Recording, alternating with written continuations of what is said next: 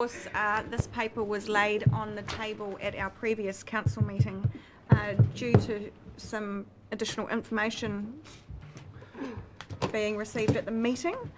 And I understand that Councillor Taylor actually would like to open the discussion on this.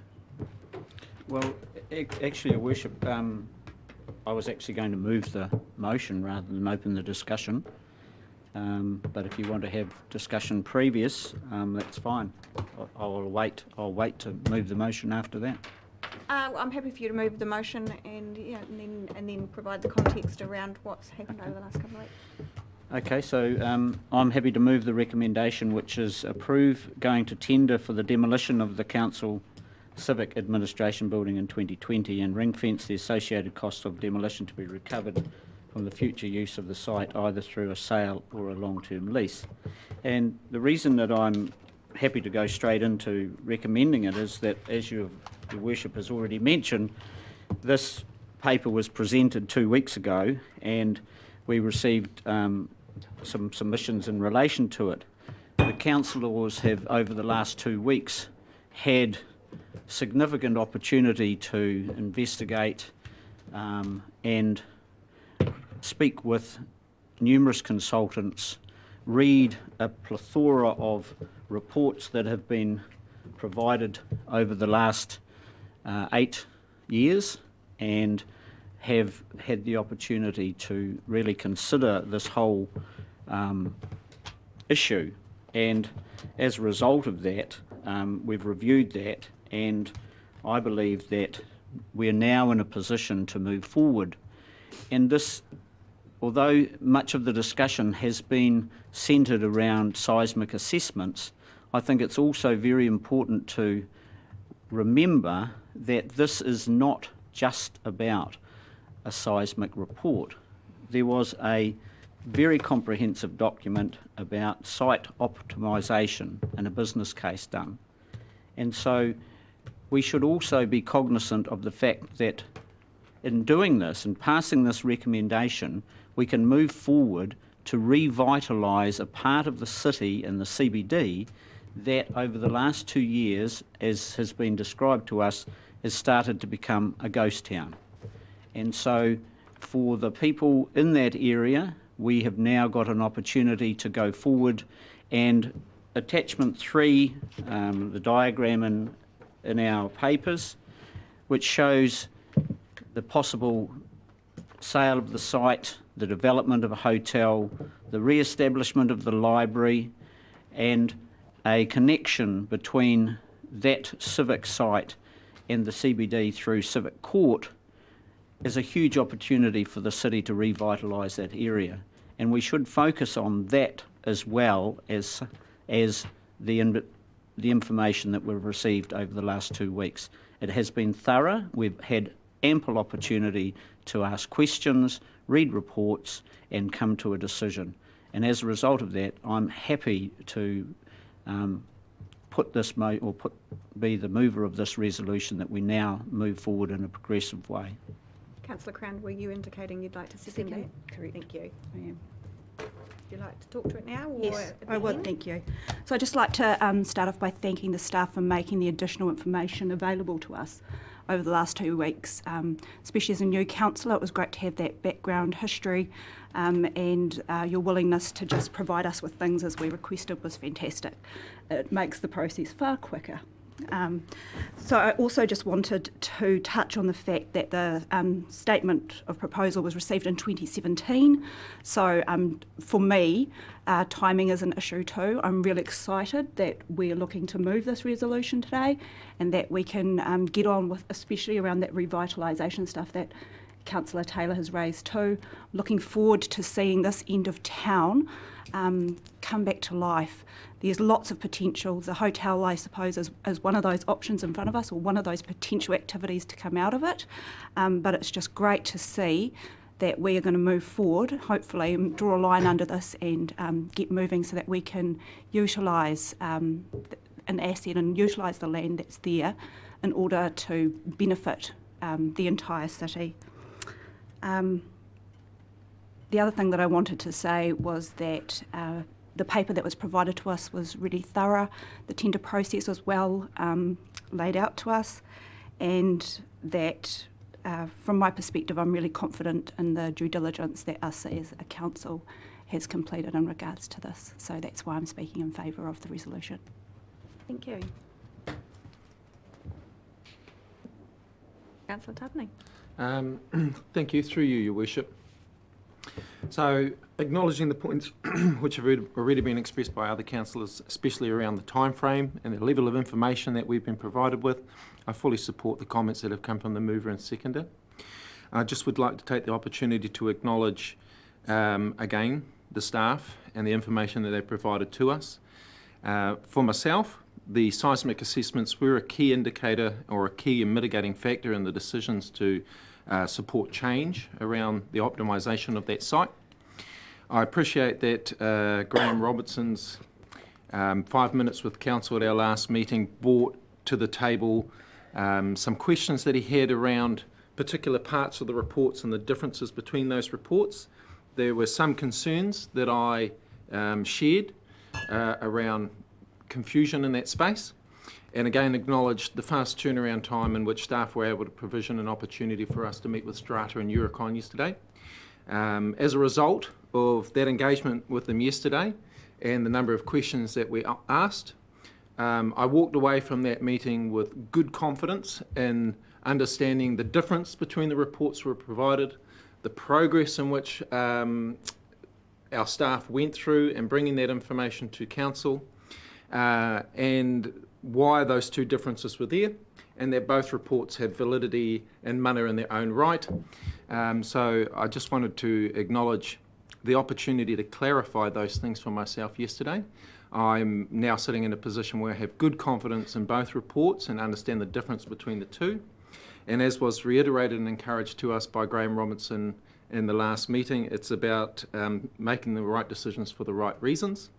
And as a result of the queries he's brought to this table and the opportunity to re-engage with Strata and Eurocon, I'm very pleased that I'm in a position of good confidence to continue to support our optimisation strategy for the civic area. Thank you, Your Worship. Thank you, Councillor Tupney. And one of the questions that I had put to staff after the last meeting was to bring back to us the information around a cost estimate for a full refurbishment of the library and civic building. And that cost estimate that was given to us in August of 2017 and prepared by quantity surveyors Ryder, Levitt, Bucknell was 75 million to actually do that refurbishment project. So that, of course, as well as part of the consideration here in terms of how we proceed forward. Councillor Brown. I'd also like to speak in favour of the motion. The primary reason I consider that we're demolishing this building is that it's surplus to our requirements. So with the advancements of technology and the modern way that we're working, we can now house the council staff within 3,500 square metres instead of 11,000 square metres. So well done to Adele and her team. That's a huge savings for us, and that makes this building now surplus to our requirements. And most of everything else I'd sort of prepped has been said. I'm really excited that this will revitalise the city. The strengthening work, as you said, is going to cost a significant amount of money. One of the points that Graham Robinson also raised at the last meeting was around safety for passers-by, and I just wanted to clear that up, that I've spoken to our team and that we have checked that with our building manager, and he's assured us that we've done the risk assessments and we're doing everything that's necessary to keep the public safe in that. And having looked through the documentation, I'm comfortable that Strata have provided a reputable seismic report that reflects the real picture of what our building is at. There's no further. Just Councillor one Price. quick comment. I think that we should all congratulate ourselves on the process we've gone through this to put all councillors in a position where they can make a decision quite clearly and no turf unturned. Thank you. Thank you, Councillor Price. Councillor Mawson. I'd just like to add to that, just commending the staff. They've been very forthcoming with the information, and certainly being a new councillor, and unaware of the all the reports and so forth. There's been a lot of information, and it's been brilliant, the whole process. Good. Thank you. I will therefore put the motion. All those in favour, please say aye. Aye. Against? Carried. Thank you. Agenda item 4, curbside recycling crate replacement policy. Invite Cameron to come and fill us in.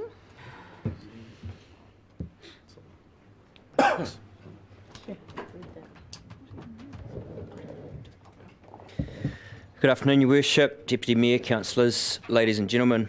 For those watching at home, for members of the public, my name's Cameron Burton. I'm the Manager of Environmental Solutions for the Council and manage the environmental and waste management functions of Council. Agenda item 4 today to Council today seeks Council's approval associated with the service delivery of providing our curbside recycling service for establishing an ability to charge for replacement recycling crates. We managed to deliver close to 75,000 crates to each eligible property over the month of October for the 1st of November start date of the new contract. Subsequent to that delivery, some crates have been stolen, lost or damaged, and Council needs to seek payment for replacement crates. There are 2 reasons for this. One is that it's unfair for ratepayers who look after their council-owned crates to effectively bear the cost of the purchased crates damaged by others. 2, if there is a free availability of crates without cost, the cost to council of replacing those could get out of hand. It also incentivises less care of council property by handing them out freely and reduces the effectiveness of waste minimisation if we're handing out additional plastic crates without payment. We are seeing about 20 crates seem to be requiring replacement per week at the moment. So the cost associated with that is about $10,000 to $15,000 per annum. And to offset that, we seek today that Council approves an addition to the fees and charges as a cost of $15 per replacement crate to cover the cost of the crate production, the freight to us, the database administration, the waterproof stickers and delivery of those crates, although other options are available which are mentioned in the paper and I would encourage discussion on. Thank you, Cam. Councillor Price. Can you tell us where they're going missing? I have found one, and Trend or I have anything? found one in Haumoana that I've grabbed off the side of the street on their curbside recycling day. There are others, when people move house, they are using them as a very handy receptacle to move their things and they're not taking them back. Some have been reversed over by occupants of properties, so there's multiple reasons why they disappear. No trend that we can get onto? No trend at this stage. Apart from there was one area of town where all of the paper crates disappeared. So there was an area of a neighbourhood where solely the paper crates disappeared after we knew that they had been delivered to all of those addresses. So there's something a wee bit fruity going on in that neck of the woods. Councillor Mawson. Through you, Madam Mayor, just wondering, were you able to return that poor lost crate back to its owner? I was indeed, yes. Thank you. Through you, Madam Chair, was this issue not foreseen when you made the change? Yes, absolutely, but the fees and charges have to be set at a particular time each year, so we didn't have that opportunity at the time. Councillor Crystal. You, Madam Mayor. What about when the recycler people break the crate? Yeah, there's a reasonableness factor there as well. So if they do break them in the duty of their jobs, then they are to report those to us and we'll replace them free of charge and blacklist that unique number. Okay, yeah, because I can imagine that happening. You know, people will say whether it's true or not, but if the recycler's saying that, then Yes, yeah, the new methodology that we're using reduces the risk of that because they're literally lifting them from the curb to about that level rather than up into a truck and being placed back down onto the curb from there. Councillor Bogan and Councillor Brown. Yes, thank you. Through you, Madam Mayor. Well, it does sort of concern me that areas that are possibly more prone to losing crates are often people who are unable to afford to replace them. But anyway, that's just a statement. But in terms of other municipalities who use crates, as many do, is this standard practice, and does it work? That's what I want to know. Does it work? I mean, I've found with my own that I often only fill up like one, and I go down to my neighbours and I add a couple of bottles or a couple of plastic bits to theirs, because it's not worth me taking out a great big crate with only a couple of things in it. But in terms of other municipalities, has this been effective in replacing crates? Yes, it charging has. people? Yes, and we've sought a reasonable charge. So there is obviously an expense to produce the crates and those other points that I raised. That will have to be reviewed year on year, and the fees and charges allows us to do that, and that is due to the additional admin and that sort of thing that goes on, but also the number of crates, the actual order. We have to order in the thousands rather than one at a time. If we ordered one at a time, they'd be very expensive each, so we have to foresee and forecast what's going ahead there. In relation to the cost in other municipalities, Otahanga charged $20 per crate, Tasman charged $20.90 and then $27.70 to have it delivered. Horowhenua do the same, $17 a crate and $31.50 to have it delivered. So I think we're doing as well as we possibly can in those for the least price. Councillor Brown, then Councillor McGrath.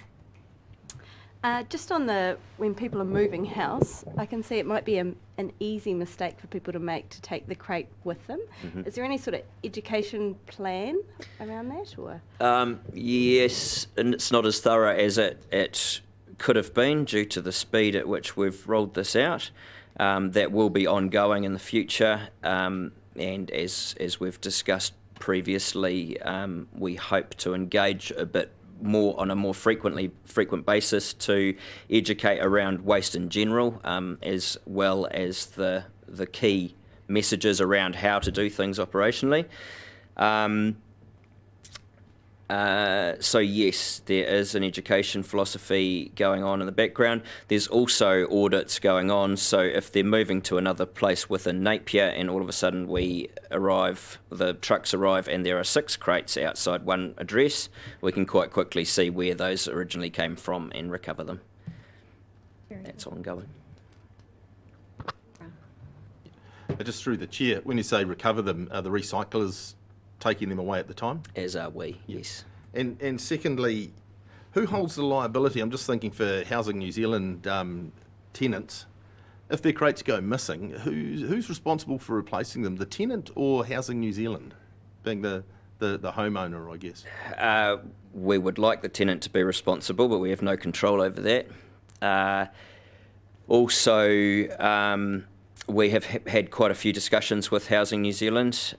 They don't have a bond as a landlord. So in private tenancy situations, the owner could hold a bond and say, as part of the chattels, these crates should be left on this property.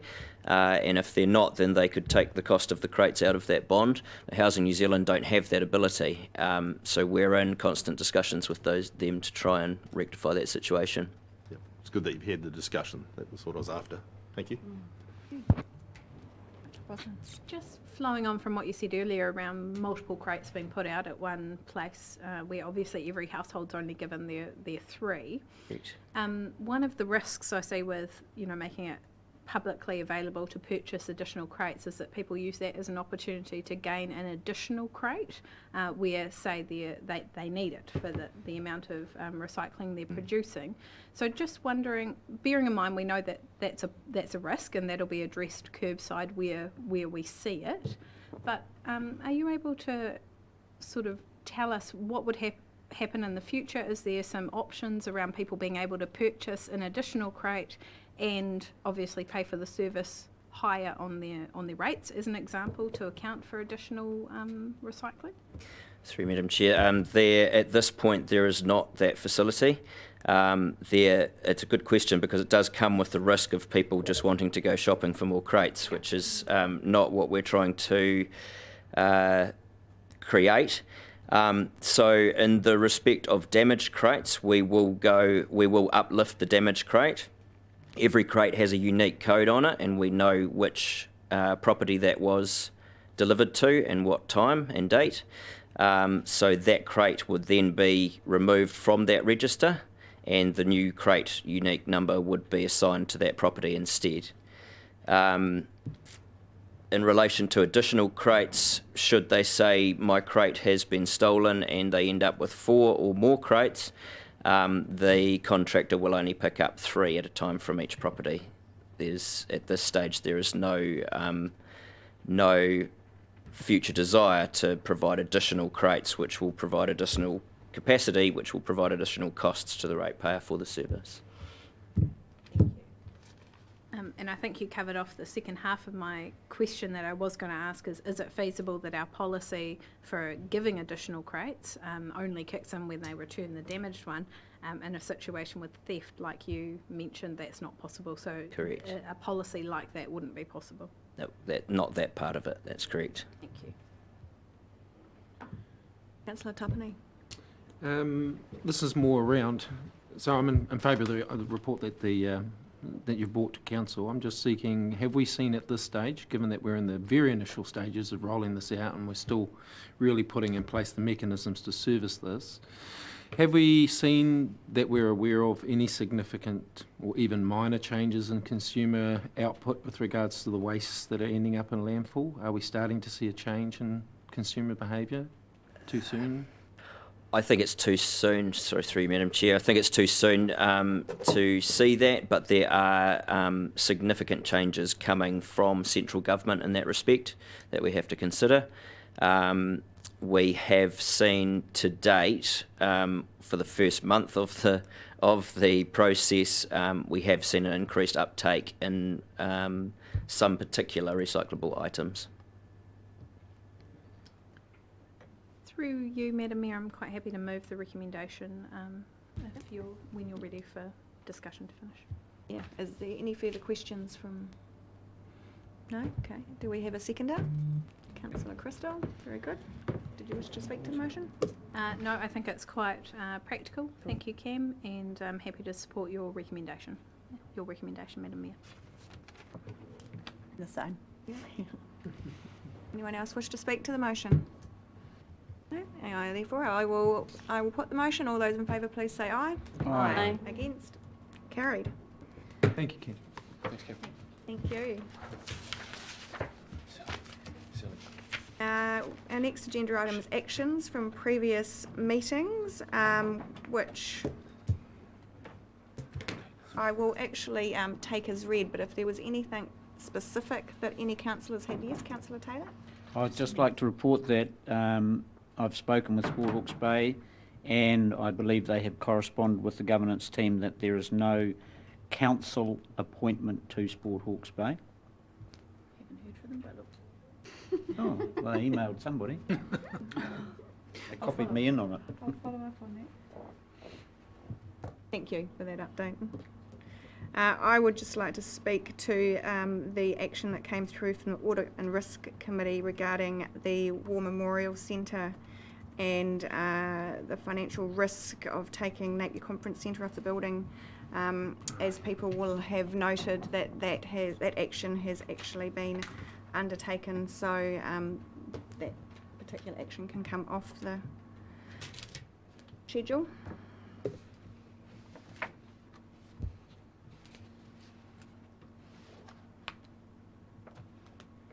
Okay.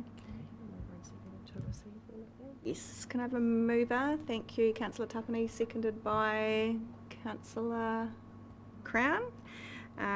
To receive the actions report. All those in favour, please say aye. Aye. Against? Carried. And we now have reports from the Audit and Risk Committee held on the 5th of December, which I will just run through them, and then any that there's no questions or discussion on, we can move in bulk. So the reports include the Health and Safety Report, Risk Management Report for November 2019, the Audit and Risk Committee Charter, the proposed Audit and Risk Committee 2020 meeting calendar. The financial delegation we will discuss separately. Sensitive expenditure for Mayor and Chief Executive. External accountability, Audit New Zealand Management Report. And external accountability, investment and debt report. And the internal audit for community grants management. Do I have a mover and seconder to accept those reports? Thank you, Councillor Tapani, seconded by Councillor Bogue. Did anyone wish to speak to any of them specifically? Okay. Therefore, I'll put the motion. All those in favour, please say aye. Aye. Against? Carried. With regards to the financial delegation report, there was some discussion regarding the sit at the Audit and Risk Committee. The original recommendation was around an increase to the Chief Executive's delegation from 500,000 to 1 million. And after discussion, the amended recommendation that came through from the committee was that this was to come to council for a decision without a recommendation from the Audit and Risk Committee itself. In saying that, the independent members did indicate they supported the increase. And I had expressed concerns around an increase in the financial delegation with regards to some of the perception and distrust issues that some members of our community have at the moment around our processes, and I felt that it was inappropriate at this time to be making a change such as this. So just bringing this to the table for discussion. Councillor Crown. My question through you, Madam Mayor, and I'm not quite sure who to, maybe Dal would be the right person to direct this to. How often is this reviewed? When would we have another opportunity to decide something like this? When would it come up in an agenda?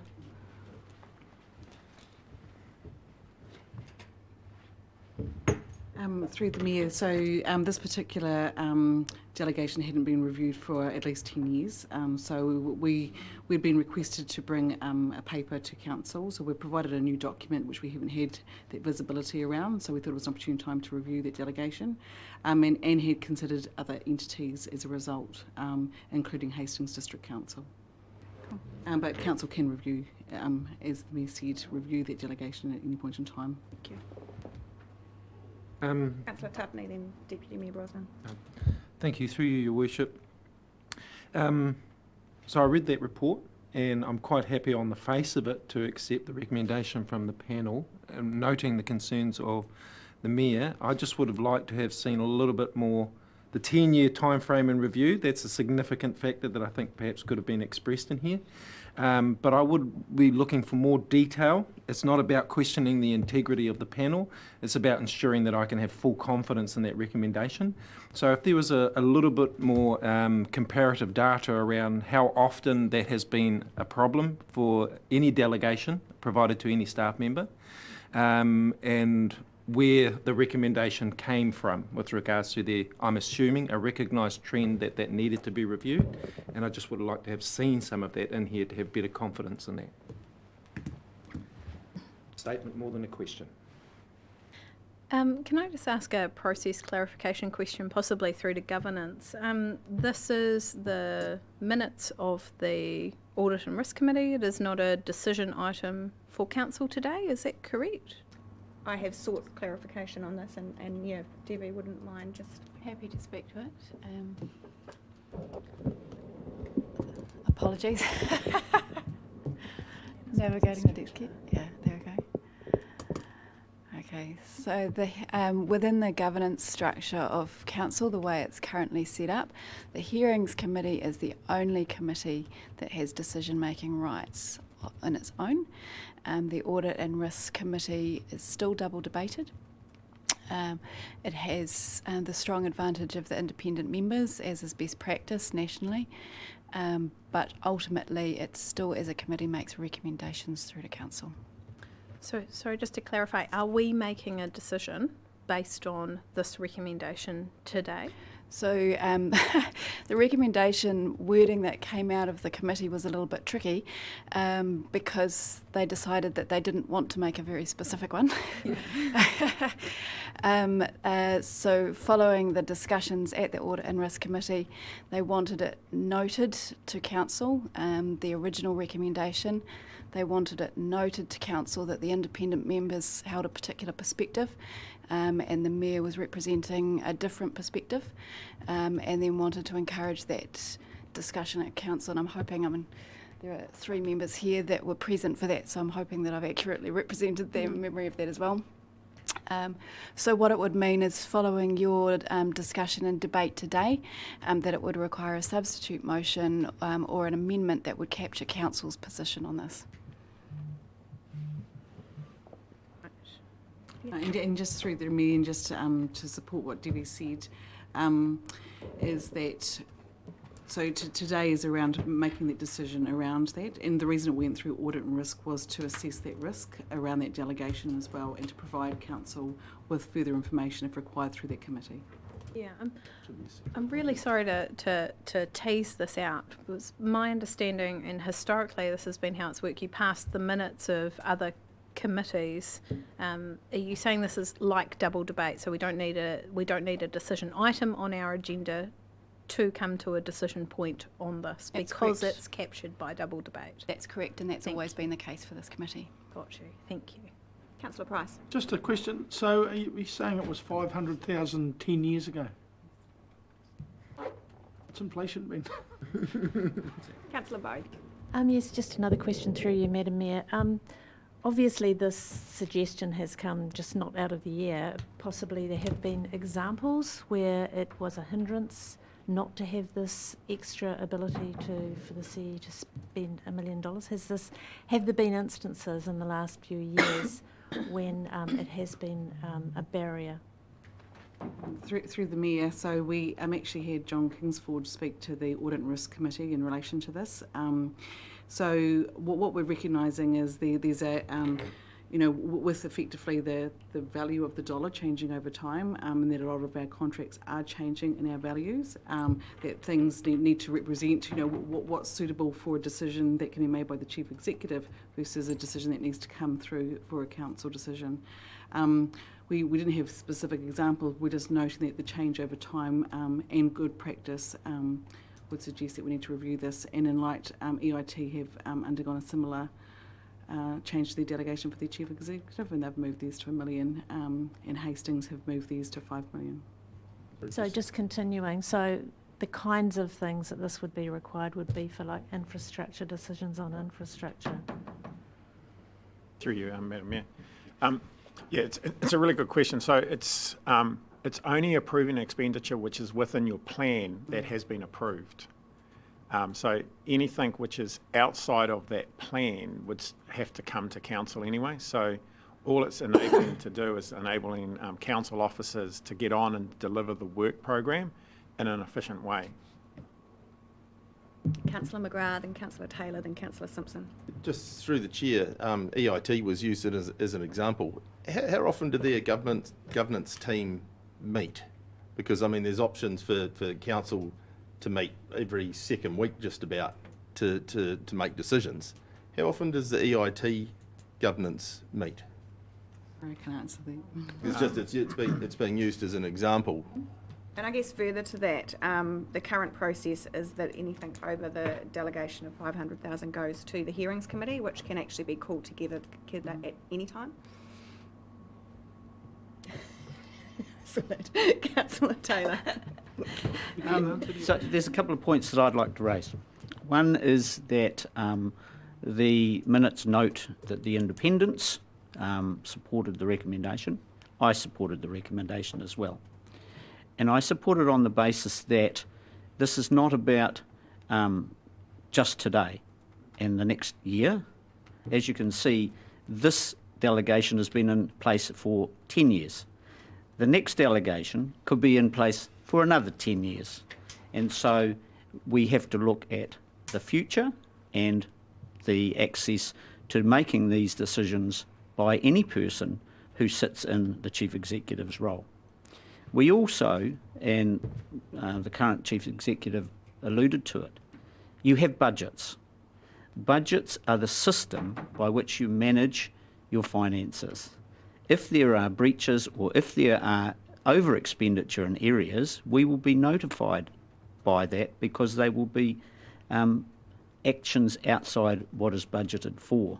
So there is a network, or there is a process around any risk, and that's why the paper was taken to Audit and Risk. And the assessment by Audit and Risk, by our independents, was that this was appropriate, and I supported it. As the other member of, or another member of the Audit and Risk Committee, I too supported the motion at the Audit and Risk Committee. I believe it's reasonable that that level of expenditure be increased, bearing in mind exactly what has been articulated. Effectively, all the Chief Executive is doing is approving specific items that have already been approved in our annual plans and budgets. So I don't have an issue with it, and neither did the independent advisors on the Audit and Risk Committee. And to provide further clarification on my stand on this, this is with direct regard to process. This is with direct regard to our community demanding more open and transparent behaviour from us at the moment. And by having these financial decisions go through a hearing, which is minuted and available to the community, that we achieve that. So this was not about personalities or individuals. This was about recognising that our community is demanding a higher level of transparency from us. And that was the reason that I was not in support of the increase to the delegation. Where are we at process-wise on this today? Have we got a... Someone will need to put forward a substantive motion, which we will then vote on. Yeah. Madam Mayor, can I ask a practical question around how the delegation is used, possibly to Adele? So if council has a budgeted item, say it's $2.1 million, usually most projects of that size have a number of different expenditures to reach that total amount that's budgeted. How is that managed? So for instance, if we left the delegation at $500,000, what's to stop two $500,000 delegation decisions being made as opposed to $1 million one, if you know what I mean? How does it work in practicality? Through the Mayor, so that would not be considered good practice. So we make sure that any contract awards or so you normally have a contract for significant values anyway, and we would be considering that to be invoice splitting, and we undertake reviews to ensure that that sort of process does not happen within our council. Right. Just may I add to that, Madam Mayor? Through Madam Mayor. So just to add to that, so yeah, that is called invoice splitting, which is a practice which is absolutely frowned upon and stamped out. So the way that the process also works too is, so a delegation comes from council to the Chief Executive, and then that flows down through myself to directors, then to managers, and then down. So this enables the effective processes to be run by providing, so as a result of that change, I would then review all the delegations that flow from that as well. And through the Mayor, in addition, any large piece of work normally go through a tender process anyway. So so there's multiple different strands to the types of activities that we actually review. Particularly if you're looking at that $2 million, you're likely to be having a tender contract. Councillor Just another question through you, Madam Mayor. I'm still curious about the frequency of this being a barrier or a problem. How often has it been a case in the last year or two when the Chief Executive's had to bring that to the Hearings Committee or to another committee because it exceeded the 500,000? If anybody has any idea. Obviously there's an issue, there's a problem, and this is to solve it. How often has this problem occurred? Through the Mayor. So John Kingsford will obviously be the best person to speak to, and he isn't available to be here today, and that's why we introduced this concept through the Audit and Risk Committee. But if council was wanting to get more information, we could do that. But again, I just confirm what Councillor Taylor was talking about. It's around the process thereof going forward. So, Councillor McGrath. I can introduce it in the discussion rather than debate. It's that this offers council is a gateway opportunity. Every time something like this has to come back to council or to a committee, it gives us a gateway. And over the last few years, we've had a lot of discussions about gateways for projects. And I would hate at this early stage and with a new council to lose those potential gateways. So just sort of throw that out there. Question. Councillor Mawson. Through you, Madam Mayor. I guess on that note, excuse me, Councillor Bogue kind of asked my question as to the impact of how this would be for various, for the hearings committee. I mean, how many times would we be expecting them to meet, and what sort of impact that would be on the C's effectiveness to run his business? I mean, as a member of the hearings committee, it would be on 6 hearings per annum. It's not significant. It's not a huge amount of time. I was just going to add to that. It's about half a dozen times a year, which I can recall. There's probably a couple over the last few months, which it's been a thing. But it's more around the process, and that's what was discussed with Audit and Risk. It's about the process and delivering a plan. So I will put the original motion that actually was presented to the Audit and Risk Committee, which is essentially the recommendation to increase the Chief Executive's financial delegation from 500,000 to 1 million. Do I have a mover? Move it. Councillor Taylor, thank you. Seconded by Councillor Price. All those, did you wish to speak to it any further? I think. Yeah. I'll just give Councillor Taylor an opportunity first as the mover of the motion. No, I don't. Yeah, well, okay. I'm going to speak because if I said no, I'm not, and I do. So it's, I support the motion because, as I've said previously, it's about a process and it's about making efficiencies in making this operation, this huge operation of Napier City Council work effectively. Whether the hearings committee meets 6 times a year or whatever, they're just parts of the whole equation, because if a contract has gone to tender, then that tender has to be opened and has to be considered by the hearings committee. But there are lots of other expenses that don't go through a tender process, and so we have to make it available. Having, from a personal experience, in the businesses that I've been involved in, I've been given a delegated authority up to certain levels, and as the Chief Executive says, I then can delegate that down lower and for other people. And so it's not just about the delegation to the Chief Executive, it's about delegation to his senior leadership team and the other tiers of management of what they can spend without having to come and ask, is it all right? And we have the safeguard of having budgets that surround our things and our projects.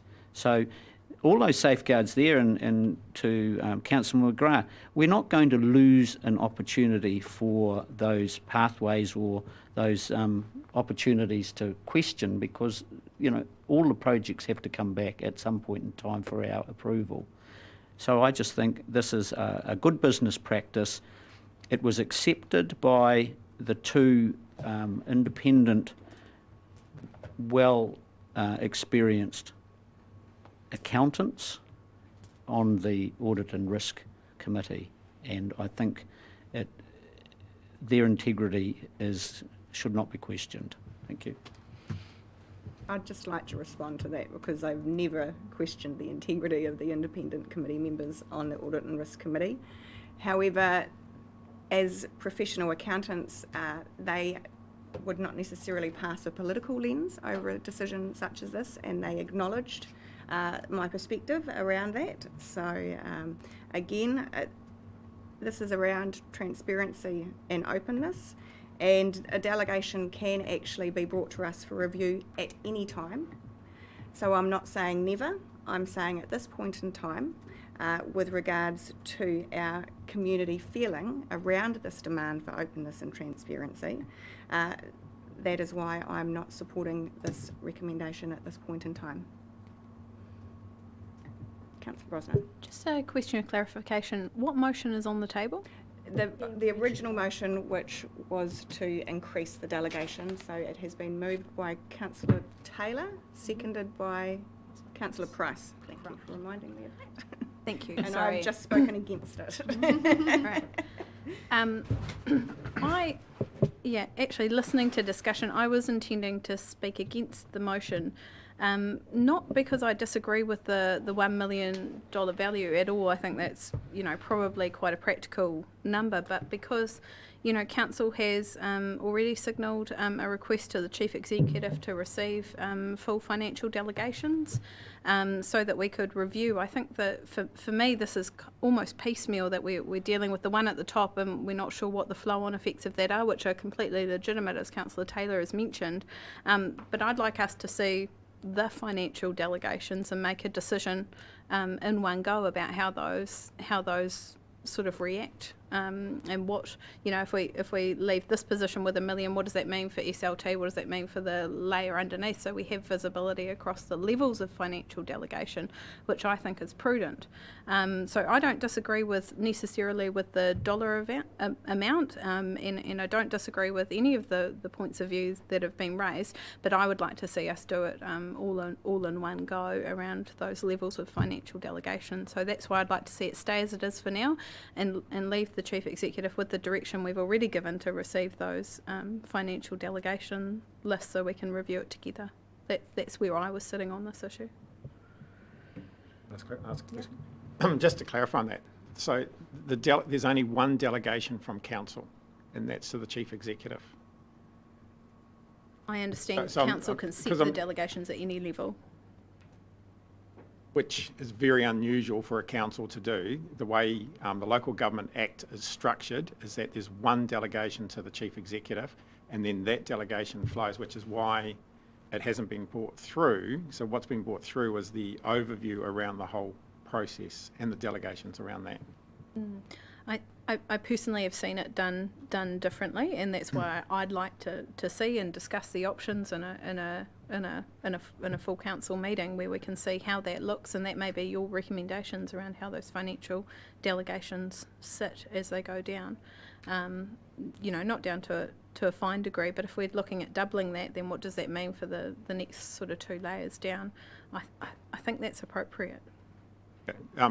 As I said, it's highly unusual, and we didn't interpret it that way. So if that's what's required, then we can certainly do that, but very, very unusual. Yeah, Councillor Price. I think we're talking about quite a small figure that is we're going to give a delegation to. I know $1 million sounds a lot, but we're in a multi-million-dollar business. Hastings is allowing $5 million. The EIT, which is nowhere near our size, is allowed $1 million. And as Councillor Taylor's outlined, it's not as if you can go and write a cheque out for $1 million. It's all budgeted and accounted for. So there's a lot of transparency there. And I really think John Kingsford could handle the whole $1 million himself to sign off with the work he's doing in infrastructure, and I'm sure Richard could too. But so I think we're talking about not a big figure, and we were accepted 500,000 10 years ago. So it was probably 10 million if you equivalent or rate it out. So, I mean, we've got to stay with the times a little bit. Thank you. Anyone else wish to talk to the motion? Yes. Councillor Tapani. Oh.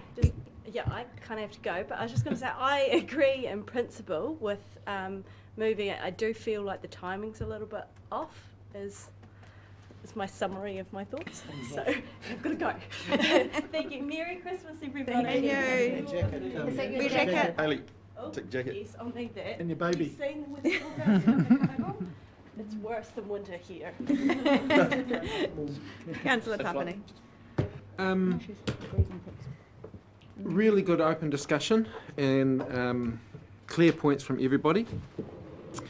I guess, as Councillor Price indicated, a 10-year-old delegation that hasn't been reviewed in itself suggests that we're behind the ball.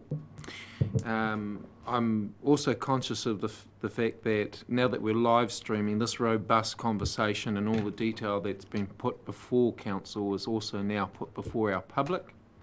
And so there's an extra layer of openness and transparency that we didn't have prior to the appointment of this mayor and this council. So I think from my perspective, I was undecided before we started the discussion. I'm now speaking in favour of the recommendation as it lies, as moved and seconded.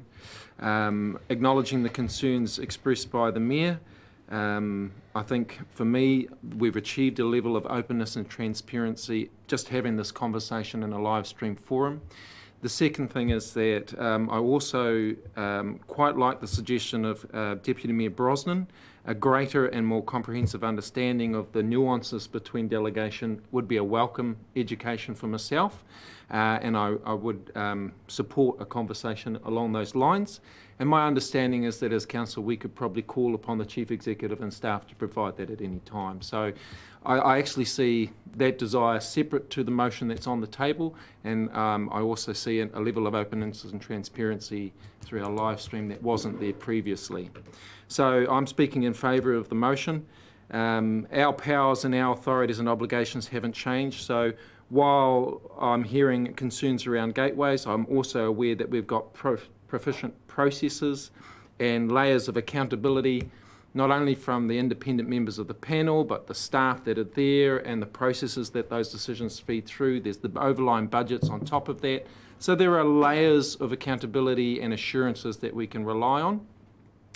For me, I see this as a practical recommendation, given 10 years is quite a large span of time to not review a delegated authority in a $107 million operation.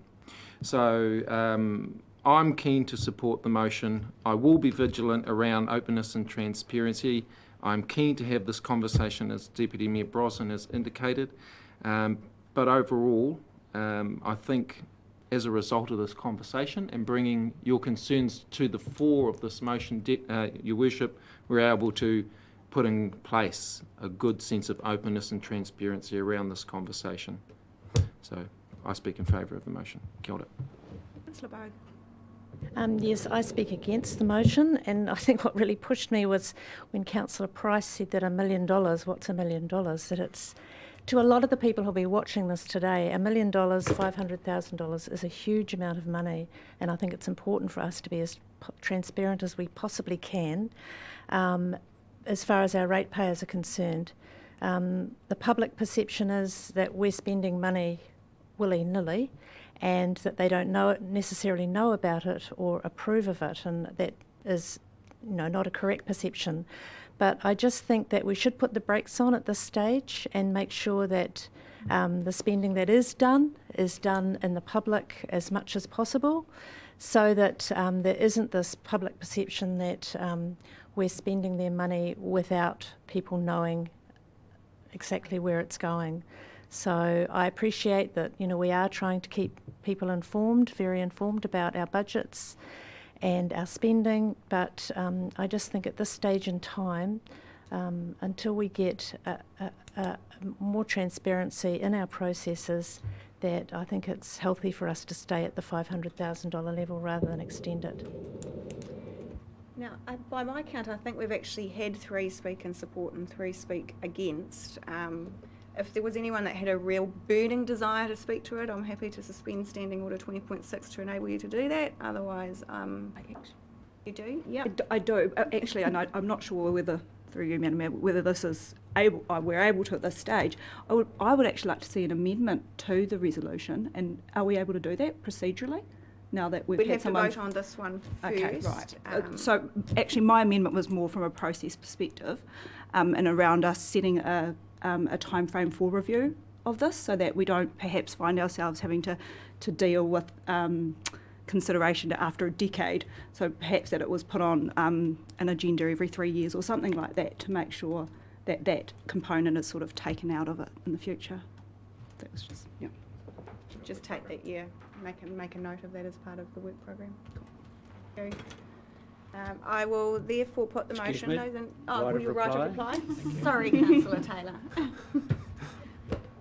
So, a couple of points I'd like to raise, and I concur, Councillor Bogue, $1 million is not an insignificant amount of money. But this city needs to continue to function, and we will spend considerable amounts of money, in excess of $1 million, on infrastructure, all of the things to make this city continue to function. And when we look at the prospective cost of the refuge introduction and the tender that is being or will come before us, for that to function, we're going to spend millions of dollars. So to make the city work and continue to function, we need to have the appropriate processes in place. I would also like to just remind us, we have one employee and we have one delegation. If we are successful in moving this, we give that delegation. The management that the CE puts in place and the processes under there is a management role. We are governors who have one role. We employ the chief executive, we give one delegation. We are not there to set the delegations below that place. Yes, we can be informed about it, but we do not set those delegations. Thank you. Thank you, Councillor Taylor. I'll now put the motion in just so we're all clear on what it is. This is to approve the increase of the Chief Executive's financial delegation from 500,000 to 1 million, and we'll do this by a show of hands. All of those in favour, if you could please raise your hands.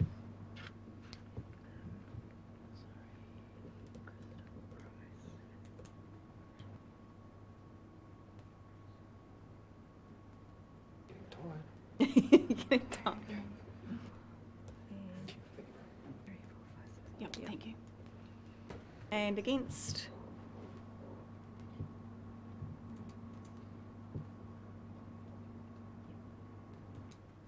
And the motion is carried. Thank you.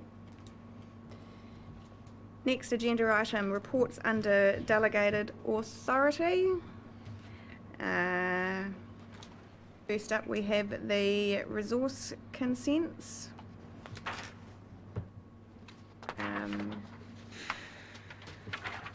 If you want me to stop and do these separately, I will, if you've got any specific questions. Otherwise, I'll carry on to tenders let and documents executed under seal.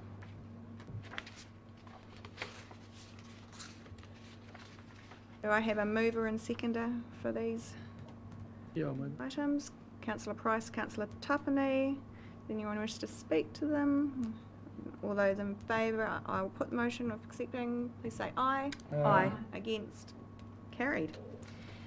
Thank you, everybody, and we'll now move into public excluded. Do I have a mover and seconder? Thank you, Councillor Deputy Member Brosnan and Councillor Mawson. Did anyone want a 2-minute pit stop? Yep. Do we have lunch? I think there was lunch at one.